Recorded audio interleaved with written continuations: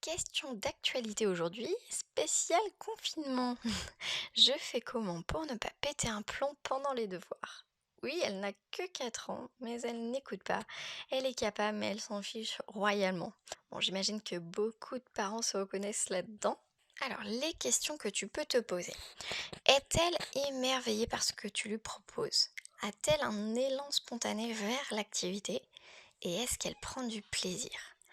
Comme dirait André Stern, qu'est-ce qu'il se passerait si nous laissions l'enfant choisir? Eh bien, il jouerait toute la journée.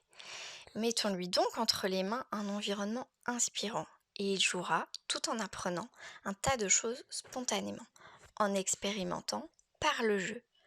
Le choix du matériel, l'aménagement est donc la base. Pour ça, il faut susciter l'émerveillement de l'enfant. Tu peux installer le travail autonome dans la pièce, sur une étagère, et elle ira quand elle le voudra. Chaque activité dans un plateau séparé, et elle le fera dans l'ordre qu'elle le souhaite. Maria Montessori travaillait sur l'autocorrection, c'est-à-dire que de mettre la réponse derrière, par exemple, permet à l'enfant de se corriger lui-même et donc de ne pas être dépendant de l'adulte.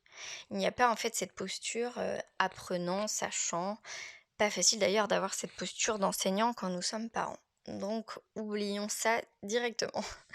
Avec le travail proposé par l'école, il est donc possible de bidouiller un matériel pour que la réponse soit derrière ou à côté dans une boîte par exemple.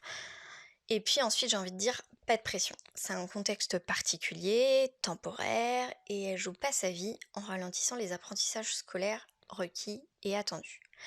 Il vaut mieux maintenir une relation de confiance, qu'elle associe l'apprentissage comme quelque chose de plutôt cool, plutôt que de se dire ma mère me voit comme une mauvaise élève, pardon, parce que je n'ai pas envie de faire ce qu'elle me demande.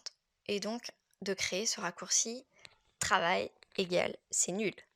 Donc fais-lui confiance, jouez ensemble, et elle apprendra des maths, développera son langage et tout un tas d'autres choses, et elle en redemandera.